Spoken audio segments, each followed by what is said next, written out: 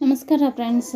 ನೋಡಿ, ಇವಾಗ ನನ್ನ ಚಾನಲ್ ಹೆಸರನ್ನ ಚೇಂಜ್ ಮಾಡಿದ್ದೀನಿ. ಮೊದಲು ಬಂದ್ಬಿಟ್ಟು ವನಜಾಕ್ಷಿ ಕ್ರಿಯೇಷನ್ಸ್ ಅಂತ ಇತ್ತು.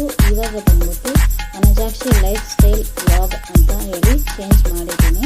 ಅಂದರೆ ನನಗೆ ಗುರುತು ಸಿಗಲಿ ಅಂತ ಹೇಳ್ಬಿಟ್ಟು ಹೇಳ್ತಾ ಇದ್ದೀನಿ. ನೋಡಿ ಫ್ರೆಂಡ್ಸ್, ಇವತ್ತು ಚಿಕನ್ ಸಾಂಬಾರು ಮಾಡೋಣ ಅಂತ ಹೇಳಿ ಅಂದ್ಕೊಂಡಿದ್ದೀನಿ. ಅದಕ್ಕೋಸ್ಕರ ತುಂಬ ದಿನಗಳಾಯಿತು ನಿಮಗೆ ರೆಸಿಪಿನ ಶೇರ್ ಮಾಡಿ, ಅದಕ್ಕೋಸ್ಕರ ಇವತ್ತು ಶೇರ್ ಮಾಡೋಣ. ನಾನು ಯಾವ ಥರ ಮಾಡ್ತೀನಿ, ಏನು ಹೇಗೆ ಅಂತ ಹೇಳ್ಬಿಟ್ಟು ಶೇರ್ ಮಾಡೋಣ ಅಂತ ಹೇಳ್ಬಿಟ್ಟು ಇವತ್ತು ನಾನು ನಿಮಗೆ ತೋರಿಸ್ತಾ ಇದ್ದೀನಿ. ಮೊದಲು ಬಂದ್ಬಿಟ್ಟು ನೋಡಿ, ಇಲ್ಲಿ ಚಕ್ಕೆ, ಲವಂಗ, ಮೊಗ್ಗು ಮತ್ತು ಹೂವು ಇಷ್ಟನ್ನು ತೊಗೊಂಡಿದ್ದೀನಿ. ನಿಮಗೆ ಮೊಗ್ಗು ಹೂವು ಇದು ಸಿಗಲಿಲ್ಲ ಅಂದರೂ ಚಕ್ಕೆ ಲವಂಗನೂ ತೊಗೊಂಡ್ರೂ ಸಾಕು. ಹಾಗೆ ಅರಿಶಿನ ಪುಡಿ ಮತ್ತು ಖಾರ ಪುಡಿ ಮತ್ತು ಧನಿಯಾ ಪುಡಿ. ಏನು ಅರಿಶಿನ ಪುಡಿ ಖಾರ ಪುಡಿಗಿಂತ ಜಾಸ್ತಿ ತಗೊಂಡಿದ್ದಾರೆ ಅಂತ ಅಂದ್ಕೊತೀರೇನೋ. ಖಾರ ಸ್ವಲ್ಪ ಕಡಿಮೆನೇ, ಅದು ಖಾರನೂ ಜಾಸ್ತಿ ಇದೆ, ಅದಕ್ಕೋಸ್ಕರ ಅಷ್ಟು ತೊಗೊಂಡಿದ್ದೀನಿ. ಈ ಕಡೆ ಬಂದ್ಬಿಟ್ಟು ನೋಡಿ, ಕೊಬ್ಬರಿ ತೊಗೊಂಡಿದ್ದೀನಿ. ಇದು ಹಸಿ ಕೊಬ್ಬರಿ ಆದರೂ ಆಗ್ಬೋದು, ಒಣ ಕೊಬ್ಬರಿ ಆದರೂ ಆಗ್ಬೋದು. ಮತ್ತು ಟೊಮೊಟೊ ಒಂದು 3 ಆ ಥರ ತೊಗೊಂಡಿದ್ದೀನಿ ಚಿಕ್ಕ ಸೈಜಲ್ಲಿ. ಹಾಗೆ ಕೊತ್ತಂಬರಿ ಮತ್ತು ಕಡಲೆಪಪ್ಪು. ಇದು ಶುಂಠಿ ಬೆಳ್ಳುಳ್ಳಿ ಪೇಸ್ಟ್ನ ಮನೆಯಲ್ಲೇ ಮಾಡಿದ್ದಿದ್ದು ಇತ್ತು. ಇನ್ನು ಅದು ತುಂಬ ದಿನ ಆಯಿತು, ಮೊನ್ನೆ ಹಬ್ಬ ಆಯ್ತಲ್ವ, ಆವಾಗ ಎಲ್ಲನೂ ಮಾಡಿರೋಂಥದ್ದು. ಇನ್ನು ಯಾಕೆ ಹಾಗೆ ಇಟ್ಟರೆ ಹಾಳಾಗತ್ತೆ ಅಂತ ಹೇಳ್ಬಿಟ್ಟು ಖಾಲಿ ಮಾಡೋಣ ಅಂತ ಹೇಳ್ಬಿಟ್ಟು ನೋಡಿ. ಮತ್ತೆ ಬಂದ್ಬಿಟ್ಟು ಇಲ್ಲಿ 2 ಈರುಳ್ಳಿನ ತೊಗೊಂಡಿದ್ದೀನಿ. ಅಂದರೆ ನೀವು ಸಾಂಬಾರು ಎಷ್ಟು ಕ್ವಾಂಟಿಟಿ ಮಾಡ್ತೀರಾ, ಏನು ಹೇಗೆ ಅಂತ ಹೇಳ್ಬಿಟ್ಟು ಇವುಗಳನ್ನು ಜಾಸ್ತಿ ಮಾಡ್ಕೋಬೇಕು. ಈ ಹಿಂದೆ ನಿಮಗೆ ತೋರಿಸ್ದಾಗೆ ನಾನು ಇವೆಲ್ಲ ರುಬ್ಬದೇ ಮಾಡಿರೋವಂಥದ್ದು. ಇವುಗಳನ್ನ ಎಲ್ಲನೂ ರುಬ್ಬಿ ಮಾಡೋ ಅಂಥ ಸಾಂಬಾರು. ನೋಡಿ, ಇಷ್ಟು ಇದೆಲ್ಲ ಇವುಗಳನ್ನ ಎಲ್ಲವನ್ನು ಸೇರಿಸಿ ಇದು ಸೇರಿಸಿ ನಾವು ಮಿಕ್ಸಿಗಾಗಲಿ ಗ್ರೈಂಡ್ರಾಗಲಿ ರುಬ್ಕೊಳ್ಳೋದಾಗಲಿ ಏನಾದರೂ ಒಂದು ಮಾಡ್ಕೋಬೇಕು. ಇವಾಗ ಇವುಗಳನ್ನ ಪೇಸ್ಟ್ ಮಾಡಿಕೊಂಡು ಮತ್ತೆ ತೋರಿಸ್ತೀನಿ. ಇದು ನಾನು 1 kg ಚಿಕನ್ಗೆ ನೋಡಿ, 1 kg ಚಿಕನ್ಗೆ ನಾನು ಸಾಂಬಾರು ಮಾಡೋ ಅಂಥದ್ದು. ನಿಮಗೆಲ್ಲ ಗೊತ್ತಿರೋ ಹಾಗೇ ನಾನು ಸಾಂಬಾರು ಸ್ವಲ್ಪ ಜಾಸ್ತಿ ಮಾಡ್ತೀನಿ. ಹಾಗೆ ಗ್ರೇವಿ ಇರೋ ಥರ ಮಾಡ್ತೀನಿ. ಯಾಕಂದರೆ ಅದು ಸಾಂಬಾರು ಇದ್ದರೆ ಸ್ವಲ್ಪ ಇಷ್ಟಪಟ್ಟು ತಿಂತಾರೆ. ಅದಕ್ಕೆ ಮುದ್ದೆ ಆಗಲಿ ರೈಸ್ ಆಗಲಿ ಮಾಡಿಬಿಟ್ರೆ ಮತ್ತು ಇಷ್ಟಪಟ್ಟು ತಿಂತಾರೆ. ಅದಕ್ಕೋಸ್ಕರ ನಾನು ಸಾಂಬಾರು ಸ್ವಲ್ಪ ಜಾಸ್ತಿನೇ ಮಾಡ್ತೀನಿ. ಇದು ಬಂದ್ಬಿಟ್ಟು 1 kg ಸಾಂಬಾರಿಗೆ ಸ್ವಲ್ಪ ಗಟ್ಟಿಯಾಗಿರುತ್ತೆ ಸಾಂಬಾರು. ಹಾಗೆ ಜಾಸ್ತಿನೂ ಕ್ವಾಂಟಿಟಿನೂ ಇರುತ್ತೆ. ಅದಕ್ಕೆ ನಾನು ಈ ಮಸಾಲೆನ ರೆಡಿ ಮಾಡ್ಕೊಂಡಿರೋ ಅಂಥದ್ದು. ಈ ಥರ ಇವಾಗೆಲ್ಲ ಪೇಸ್ಟ್ ಮಾಡ್ಕೊಳ್ಳೋಣ. ನಾನು ಯಾವ ಥರ ಮಾಡ್ತೀನಿ, ಏನು ಹೇಗೆ ಅಂತೇಳ್ಬಿಟ್ಟು ನಿಮಗೆ ತೋರ್ಸೋಕ್ಕೆ ಟ್ರೈ ಮಾಡ್ತಾಯಿದ್ದೀನಿ. ಬನ್ನಿ, ಇವಾಗೆಲ್ಲ ಇದನ್ನು ಸೇರಿಸಿ ಎಲ್ಲವನ್ನು ಈ 2 ಪ್ಲೇಟಲ್ಲಿ ಇರೋದನ್ನು ನಾನು ಗ್ರೈಂಡ್ರಿಗೆ ಹಾಕಿ ಚೆನ್ನಾಗಿ ನುಣ್ಣಗೆ ರುಬ್ಕೊತೀನಿ. ಅಂದರೆ ನುಣ್ಣಗೆ ಬೇಡ, ಸ್ವಲ್ಪ ತರಿ ಇರಬೇಕು, ತರಿಯಾಗಿ. ನನ್ನ ಪ್ರಕಾರ ಸ್ವಲ್ಪ ಜಾಸ್ತಿ ನುಣ್ಣಗಿದ್ರೂ ಒಂಥರ ಇರುತ್ತೆ ಅಂತ ಅನಿಸುತ್ತೆ ನನಗೆ. ನಿಮಗೆ ಯಾವ ಥರ ಇರುತ್ತೆ ನೀವು ಆ ಥರ ನೋಡ್ಕೊಳ್ಳಿ. ನಾನು ಸ್ವಲ್ಪ ತೆರೆಯಾಗಿ ಹಾಕ್ಕೊತೀನಿ. ಆ ಥರ ಸ್ವಲ್ಪ ತೆರೆಯಾಗಿದ್ದರೆ ನಾವು ಕಲ್ಲಲ್ಲಿ ರುಬ್ಬಿದ ಹಾಗೇ ಇರುತ್ತೆ. ಟೇಸ್ಟ್ ಅನ್ನೋದು ಚೆನ್ನಾಗಿರುತ್ತೆ ಸಾಂಬಾರು. ಅದಕ್ಕೋಸ್ಕರ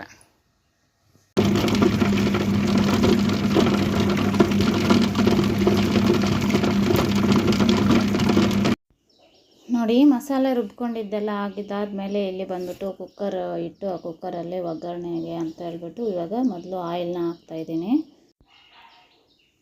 ನೋಡಿ, ಸ್ವಲ್ಪ ಆಯಿಲ್ನ ಸೇರಿಸಿ ಅದು ಬಿಸಿ ಆದಮೇಲೆ 2-3 ಲವಂಗ ಮತ್ತು ಸ್ವಲ್ಪ ಚಕ್ಕೆ ಮತ್ತು ಒಂದು ಮೊಗ್ಗು ಹೂವು ಈ ಥರ ಎಲ್ಲ ಇರುತ್ತಲ್ವ, ಅಂದರೆ ನಿಮಗೆ ಅದರ ಅನಾನಸ್ ಹೂವು ಈ ಥರ ಎಲ್ಲನೂ ಕರೀತಾರೆ. 1 ಎಲೆ ಥರನೂ ಹಾಕ್ತಾಯಿದ್ದೀನಿ. ಇವು ಇಲ್ಲ ಅಂದ್ರೂ ನಿಮಗೆ ಯಾವ್ದು ಅನುಕೂಲ ಇದ್ದರೆ ಅದು ಬೇಕಾದರೆ ಹಾಕ್ಕೋಬೋದು. ಅದು ಹಾಕಿ ಸ್ವಲ್ಪ ಫ್ರೈ ಆದಮೇಲೆ ನಾವು ಒಂದು ಈರುಳ್ಳಿನ ಸಣ್ಣದಾಗಿ ಕಟ್ ಮಾಡಿ ಅದನ್ನು ಹಾಕ್ಕೋಬೇಕು. ಅದೂ ಕಲರ್ ಚೇಂಜ್ ಆಗಿದ್ದಾದಮೇಲೆ ನಾವು ರುಬ್ಬಿ ಇಟ್ಕೊಂಡಿದ್ದಂಥ ಮಸಾಲೆನ ಸೇರಿಸಿ ಚೆನ್ನಾಗಿ ಫ್ರೈ ಮಾಡ್ಕೋಬೇಕು. ನೀರು ಹಾಕದೆ ಚೆನ್ನಾಗಿ ಫ್ರೈ ಮಾಡ್ಕೋಬೇಕು. ಮಸಾಲೆನ ಚೆನ್ನಾಗಿ ಫ್ರೈ ಮಾಡಿದಷ್ಟು ಸಾಂಬಾರು ಟೇಸ್ಟ್ ಅನ್ನೋದು ಚೆನ್ನಾಗಿರುತ್ತೆ. ಒಂದ್ಸರಿ ಟ್ರೈ ಮಾಡಿ. ಆವಾಗಾದರೆ ನಮ್ಮಮ್ಮವ್ರು ಏನು ಮಾಡ್ತಾಯಿದ್ರು ಅಂದರೆ, ನಾವು ಚಿಕ್ಕವರಿದ್ದಾಗ ನಾವು ಮಾಡ್ತಾಯಿದ್ದಿದ್ದು ಮೊದಲು ಹೇಗೆ ಮಾಡ್ತಾಯಿದ್ವಿ ಅಂದರೆ, ಮೊದಲು ಬಂದ್ಬಿಟ್ಟು ಒಂದು ಈರುಳ್ಳಿ ಮತ್ತು ಧನಿಯಾ ಪುಡಿ, ಖಾರ ಪುಡಿ, ಅರಿಶಿನ ಪುಡಿ, ಉಪ್ಪು ಹಾಕಿ ಮೊದಲು ಚಿಕನ್ನ ಚೆನ್ನಾಗಿ ಬೇಯಿಸ್ಕೊಂಬಿಡ್ತಾಯಿದ್ರು. ಇನ್ನೇನು ಮುಕ್ಕಾಲು ಭಾಗ ಬೆಂದಿದೆ, ಇನ್ನು ಸ್ವಲ್ಪ ಹೊತ್ತಿಗೆ ಇಳಿಸ್ಬೇಕು, ಆ ಟೈಮಲ್ಲಿ ಗರಂ ಮಸಾಲ ಅಂತ ಹೇಳ್ತಾಯಿದ್ರು. ಗರಂ ಮಸಾಲ ಅಂದರೆ ನಾವು ಪೌಡರು ಅಂತ ಹೇಳಿ ಅಂದ್ಕೊಳ್ತೀವಿ, ಆದರೆ ಅವರು ಬಂದ್ಬಿಟ್ಟು ಕೊಬ್ಬರಿ, ಚಕ್ಕೆ, ಲವಂಗ, ಬೆಳ್ಳುಳ್ಳಿ ಮತ್ತು ಇದು ಟೊಮೊಟೊ ಅದು ಜಾಸ್ತಿ ಟೊಮೊಟೊ ಹಾಕ್ತಾ ಇರಲಿಲ್ಲ, ಕೊತ್ತಂಬರಿ, ಪುದೀನ ಇಷ್ಟನ್ನು ರುಬ್ಕೊಂಡು ಇನ್ನೇನು ಇಳಿಸೋ ಟೈಮಲ್ಲಿ ಹಾಕ್ತಾ ಇದ್ದಿದ್ದಂಥದ್ದು. ಅಂದರೆ ವಾಸನೆ ಎಲ್ಲ ಹೊರ್ಟೋಗುತ್ತೆ ಮೊದಲೇ ಹಾಕಿದ್ರೆ, ಇವಾಗ ಹಾಕಿದ್ರೆ ಚೆನ್ನಾಗಿರುತ್ತೆ ಅಂತ ಹೇಳ್ಬಿಟ್ಟು ನಮ್ಮ ಅಮ್ಮ ಅವರು ಆ ಥರ ಮಾಡ್ತಾಯಿದ್ರು ಆವಾಗ. ಅದೇ ಒಂಥರ ಟೇಸ್ಟ್ ಬರುತ್ತೆ. ಈ ಥರ ಒಂದ್ಸಲ ಹೀಗೆ ಟ್ರೈ ಮಾಡಿದೆ, ಚೆನ್ನಾಗಿತ್ತು. ಅದೊಂಥರ ಟೇಸ್ಟು, ಇದೊಂಥರ ಟೇಸ್ಟು. ನಮ್ಮವ್ರು ಇದೇ ಚೆನ್ನಾಗಿದೆ, ಈ ಥರನೇ ಚೆನ್ನಾಗಿದೆ ಅಂತ.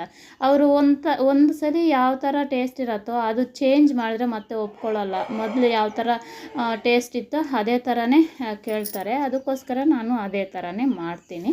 ಇಲ್ಲಿ ಬಂದ್ಬಿಟ್ಟು ನೋಡಿ, ಚೆನ್ನಾಗಿ ಮಸಾಲೆನ ಫ್ರೈ ಮಾಡ್ಕೊಂಡಿದ್ದಾದಮೇಲೆ ಚಿಕನ್ನು ಅಷ್ಟೇ ಅದರ ಜೊತೆಗೇ ಹಾಕಿ ಒಂದು ಸ್ವಲ್ಪ ಹೊತ್ತು ಚೆನ್ನಾಗಿ ಫ್ರೈ ಮಾಡ್ಕೊತೀನಿ. ನಾವು ಇದಕ್ಕೆ ಇದೇ ಥರನೇ ಮಟನ್ ಮಸಾಲನೂ ಹಾಕ್ಬಿಟ್ಟು ಮಟನ್ನೂ ಇದೇ ಥರನೇ ನಾವು ಫ್ರೈ ಮಾಡಿಕೊಂಡು ಮಸಾಲೆನ ಎಲ್ಲನೂ ಈ ಥರ ಎಲ್ಲನೂ ಹಾಕ್ಕೊಂಡು ಮಾಡಿದ್ರೆ, ಮಟನ್ನೂ ಅಷ್ಟೇ ಅದೂ ಇದೇ ಥರ ಮಾಡಿದ್ರೆ ಟೇಸ್ಟ್ ಅನ್ನೋದು ಚೆನ್ನಾಗಿ ಬರುತ್ತೆ. ಒಂದ್ಸಲ ಟ್ರೈ ಮಾಡಿ ನೋಡಿ. ಇನ್ನೂ ಸ್ವಲ್ಪ ಹೊತ್ತು ನೀರು ಹಾಕದೆ ಇದೇ ಥರ ಫ್ರೈ ಮಾಡ್ಕೊತಾ ಇದ್ದೀನಿ. ಚಿಕನು ಅಷ್ಟೇ, ಚಿಕನ್ಗೆ ಮಸಾಲೆ ಚೆನ್ನಾಗಿ ಹಿಡೀಲಿ ಅಂತ ಹೇಳಿಬಿಟ್ಟು ಈ ಥರ ಫ್ರೈ ಮಾಡ್ಕೊತಾ ಇದ್ದೀನಿ. ಇವಾಗ ಸ್ವಲ್ಪ ಉಪ್ಪು ಸೇರಿಸ್ಕೊತಾ ಇದ್ದೀನಿ ಇವಾಗಲೇ. ಹಾಗೆ ಮಸಾಲೆ ಜೊತೆ ಉಪ್ಪು ಹಿಡಿದ್ರೆ ಪೀಸಸ್ಗೆ ಚೆನ್ನಾಗಿರುತ್ತೆ ಅಂತ ಹೇಳಿಬಿಟ್ಟು ನಾನು ಈ ಥರ ಮಾಡೋದು. ಆಲ್ಮೋಸ್ಟ್ ತಿಂದವರೆಲ್ಲ ಚೆನ್ನಾಗಿದೆ ಅಂತ ಹೇಳಿ ಅಂತಾರೆ ಅಂತ ಹೇಳಿ ಅಂದ್ಕೊಂಡಿದ್ದೀನಿ. ಚೆನ್ನಾಗಿ ಮಾಡ್ತೀನಿ ಅಂತ. ಒಂದ್ಸಲ ನೀವು ಟ್ರೈ ಮಾಡಿ ಅಂತ ಹೇಳ್ತಾ ಇದ್ದೀನಿ.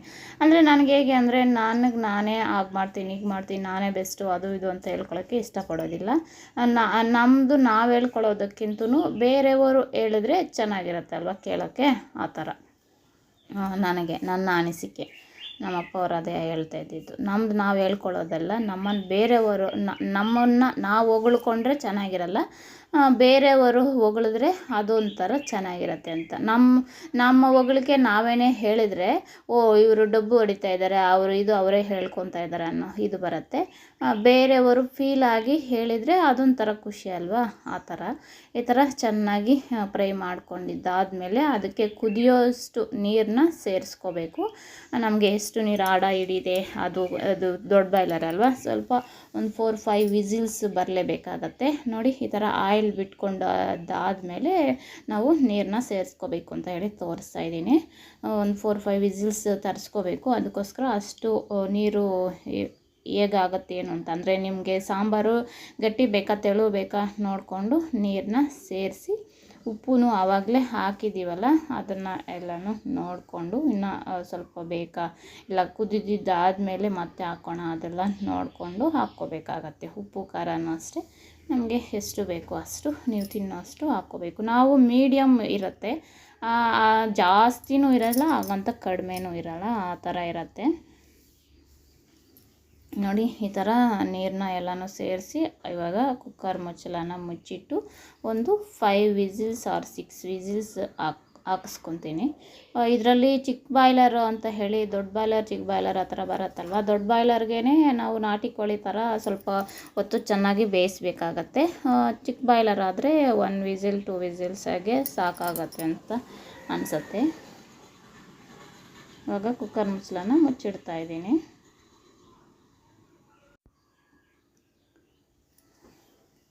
ಇವಾಗ ಕುಕ್ಕರ್ ಮುಚ್ಚಳನ ಮುಚ್ಚಿಟ್ಟು ಒಂದು 5 ವಿಸಿಲ್ಸ್ ಆ ಥರ ತರಿಸ್ಕೊಂಡು ಮತ್ತು ಏನು ಮಾಡೋದು ಅಂತ ನೋಡೋಣ. ಒಂದು 5 ವಿಸಿಲ್ಸ್ ತರಿಸ್ಕೊಂಡಿದ್ದಾದಮೇಲೆ ಇದೆಲ್ಲ ಅದಷ್ಟಕ್ಕೆ ಅದೇ ಹೊರಟೋಗಿದ್ದಾದಮೇಲೆ ನಾವು ತೆಗೆದ್ರೆ ಆವಾಗ ಕುಕ್ಕಾಗಿರುತ್ತೆ. ನಾವು ಬಿಸಿ ಅಂದರೆ 5 ವಿಸಿಲ್ಸ್ ತರಿಸ್ಕೊಂಡಿದ್ದಾದಮೇಲೆ ಅದು ವಿಸಿಲ್ ಆರದೇನೆ ನಾವು ತೆಗೆದ್ಬಿಟ್ಟು ಬೇಗ ಆಗಬೇಕು ಅಂತ ಹೇಳ್ಬಿಟ್ಟು ತೆಗೆದ್ಬಿಟ್ಟು ನಾವು ನೋಡಿದ್ರೆ ಅದು ಬೆಂದಿರೋದಿಲ್ಲ. ನಾವು 5 ವಿಸಿಲ್ಸ್ ತರಿಸ್ಕೊಂಡ್ಮೇಲೆ ಚೆನ್ನಾಗಿ ಅದಷ್ಟಕ್ಕದೇ ವಿಸಿಲೆಲ್ಲ ಹೋಗಿರಬೇಕು, ಅಂದರೆ ಒಳಗಡೆ ಇರೋ ಬಿಸಿ ಎಲ್ಲ ಹೋಗಿರಬೇಕು. ಆವಾಗ ನಮಗೆ ಚೆನ್ನಾಗಿ ಕುದಿದಿರುತ್ತೆ. ಯಾವುದೇ ಆಗಲಿ, ಅನ್ನ ಆಗಲಿ ಬೇಳೆ ಆಗಲಿ ಏನೇ ಆಗಲಿ ಕುದಿಸ್ಕೊಂಡ್ರೆ ಕುಕ್ಕರಲ್ಲಿ ಆ ಥರ, ಅಂದರೆ ನನ್ನ ಎಕ್ಸ್ಪೀರಿಯನ್ಸನ್ನ ನಾನು ಹೇಳ್ತಾಯಿದ್ದೀನಿ. ಇವಾಗ ನೋಡಿ ಈ ಥರ ಕುದಿದಿದೆ. ಮತ್ತು ಅದಕ್ಕೆ ಉಪ್ಪು ಸ್ವಲ್ಪ ಸಾಲಿಲ್ಲ, ಅದಕ್ಕೆ ಹಾಕ್ಕೊಂಡು ನಮಗೆ ಯಾವ ಕನ್ಸಿಸ್ಟೆನ್ಸಿ, ಅಂದರೆ ಗಟ್ಟಿ ಬೇಕಾ ನೀರು ಬೇಕಾ ನೋಡಿಕೊಂಡು ಸ್ವಲ್ಪ ನೀರು ಸೇರಿಸ್ಬೇಕಾದ್ರೆ ಸೇರಿಸ್ಕೊಂಡು ಇನ್ನು ಸ್ವಲ್ಪ ಹೊತ್ತು ನಾವು ಕುಕ್ಕರ್ ಮುಚ್ಚಳನ ತೆಗೆದ್ಮೇಲೂ ಸ್ವಲ್ಪ ಹೊತ್ತು ಕುದಿಸ್ಕೊಂಡ್ರೇ ಸಾಂಬಾರು ಟೇಸ್ಟ್ ಅನ್ನೋದು ಚೆನ್ನಾಗಿರೋದು. ಡೈರೆಕ್ಟ್ ಆಗ ಸರ್ವ್ ಮಾಡಿಬಿಟ್ರೆ ಅದು ಚೆನ್ನಾಗಿರೋದಿಲ್ಲ. ಮತ್ತು ಈ ಥರ ಕರಿಬೇವು ಕೆಲವರು ಹಾಕ್ತಾರೆ, ಹಾಗೆ ಕೊತ್ತಂಬರಿನೂ ಮೇಲ್ಗಡೆ ಸ್ವಲ್ಪ ಈ ಥರ ಹಾಕಿದರೆ ನಮಗೆ ಸಾಂಬಾರು ಅನ್ನೋದು ರೆಡಿ ಆಯಿತು. ಇನ್ನು ಅಷ್ಟರಲ್ಲಿ ಇನ್ನು ನಮ್ಮವರು ಕಾತ್ಕೊಂಡಿದ್ದಾರೆ, ಸರಿ ಅಂತ ಹೇಳ್ಬಿಟ್ಟು ಅವ್ರಿಗೆ ಇಡೋಣ ಅಂತ ಹೇಳ್ಬಿಟ್ಟು ಇಡ್ತಾಯಿದ್ದೀನಿ. ಅವತ್ತು ಮಂಗಳವಾರ ಆಗಿರೋದ್ರಿಂದ ಅವರು ಕೆಲಸಕ್ಕೆ ಹೋಗ್ಬೇಕಲ್ವ, ಅದಕ್ಕೆ ನೋಡಿ ಚಿಕನ್ ಸಾಂಬಾರು ರೆಡಿ ಆಯಿತು. ಬಂದ್ಬಿಟ್ಟು ರೈಸ್ ನೀವು ಟ್ರೈ ಮಾಡಿ. ಚಿಕನ್ ಸಾಂಬಾರು ಅಂದರೆ ಎಲ್ಲದಕ್ಕೂ ಕಾಂಬಿನೇಷನ್ನು ಚೆನ್ನಾಗೇ ಟೇಸ್ಟಿಯಾಗಿರುತ್ತೆ, ಈ ಥರ ಇರುತ್ತೆ. ನಾನು ಮಾಡೋದು ಚಿಕನ್ ನೀವು ಯಾವ ಥರ ಮಾಡ್ತೀರೋ ಒಂದ್ಸಲ ಟ್ರೈ ಮಾಡಿ ಹೇಗಿದೆ ಏನು ಅಂತ ಹೇಳಿ ಸಾಂಬಾರು ಟೇಸ್ಟ್ ಅನ್ನೋದು ಚೆನ್ನಾಗಿ ಬರುತ್ತೆ. ಹೇಳ್ದಲ್ವಾ, ಒಬ್ಬೊಬ್ರು ಒಂದೊಂಥರ, ಒಬ್ಬೊಬ್ರು ರುಬ್ಬದೇನೆ ಪೌಡರ್ಸ್ ಎಲ್ಲ ಹಾಕಿ ಮಾಡ್ತಾರೆ. ಈ ಹಿಂದಿನ ವಿಡಿಯೋದಲ್ಲಿ ಹಾಕಿದ್ದೀನಿ. ಅವತ್ತು ನೈಟಲ್ಲಿ ತೊಗೊಂಬಂದಿದ್ರು, ಗ್ರೇವಿ ಜಾಸ್ತಿ ಬೇಡ ಅಂತ ಹೇಳ್ಬಿಟ್ಟು ಖಾಲಿ ನಮ್ಮ ಪುಡಿಗಳೆಲ್ಲ ಹಾಕಿ ಕಲಸಿ ಇಟ್ಟು ಮಾಡಿರೋಂಥದ್ದು ಮಾಡಿದ್ದೆ. ಆ ಥರ ತಿಂತಾರಲ್ಲ, ಆ ಥರ ಈ ಥರ ಮಾಡಿದ್ರೇ ಸ್ವಲ್ಪ ಚೆನ್ನಾಗಿರುತ್ತೆ ಅಂತೇಳಿ ಅಂದ್ಕೊಂಡಿದ್ದೀನಿ. ನೋಡಿ ನಾನು ಕೋಳಿಗಳನ್ನ ಮರಿ ಮಾಡೋಕ್ಕೆ ಅಂತ ಹೇಳಿ ಹಾಕಿದ್ದೀನಿ. ಅಂದರೆ ಅವು ಎಲ್ಲ ಮೊಟ್ಟೆಗಳು ಯಾವನ್ನ ಹಾಕೋದು ಯಾವುದನ್ನ ಬಿಡೋದು ಅದೇ ಇಲ್ಲ. ಈಗಾಗಲೇ ಇದು ಮರಿ ಮಾಡಿಬಿಟ್ಟಿದೆ. ಇವಾಗ್ಲೂ ಹೀಗೆ ಸ್ಟಾರ್ಟಿಂಗು ಶಾರ್ಟ್ ವಿಡಿಯೋಗಳಲ್ಲೆಲ್ಲ ಹಾಕಿದ್ದೀನಿ, ಮಾಡಿತ್ತಲ್ವ. ಇದು ಮತ್ತು ಇದು 4 ಇವಾಗ ಅಲ್ಲಿರೋದು. ಒಂದು ಮರಿ ಮಾಡಿಬಿಟ್ಟು ಆಚೆ ಬಂದ್ಬಿಟ್ಟಿದೆ, ಇನ್ನು 3 ಇರ್ತವೆ. ಆ ಥರ ಇದ್ದಾವೆ.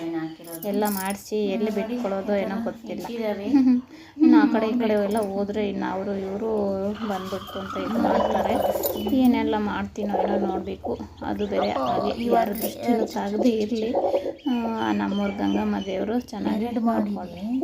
ನೋಡಿ ಇವಾಗ ತಾನೇ ಒಂದು ಮರಿನ ಮಾಡಿದೆ, ಇನ್ನೊಂದು ಮೊಟ್ಟೆನ ಕುತ್ತಿಗೆ ಇಟ್ಕೊಂಡಿದೆ. ನೋಡಿ ಆ ಪೇಪರ್ಸು ಇವೆಲ್ಲನೂ ಅದೇ ತಂದು ಹಾಕ್ಕೊಂಡಿರೋದು, ಎಲೆ ಪೇಪರು ಅದು ಎಲ್ಲನೂ. ನೋಡಿ ಇವಾಗ ಒಂದು ಮರಿ ಮಾಡಿದ್ದೆಲ್ಲ ಅದನ್ನು ಕೆಳಗಡೆಗೆ ಹಾಕ್ಬಿಟ್ಟು ಬಂದುಬಿಟ್ಟೆ. ಇದಾಗಿರುತ್ತೆ ಫ್ರೆಂಡ್ಸ್ ಇವತ್ತಿನ ವಿಡಿಯೋ. ಈ ವಿಡಿಯೋನ ಇಲ್ಲಿಗೆ ಎಂಡ್ ಮಾಡ್ತಾಯಿದ್ದೀನಿ. ಹೇಳ್ದೆ ಅಲ್ವಾ, ವಂಜಾಕ್ಷಿ ಕ್ರಿಯೇಷನ್ಸ್ ಬದಲು ವಂಜಾಕ್ಷಿ ಲೈಫ್ ಸ್ಟೈಲ್ ವ್ಲಾಗ್ಸ್ ಅಂತ ಇದೆ.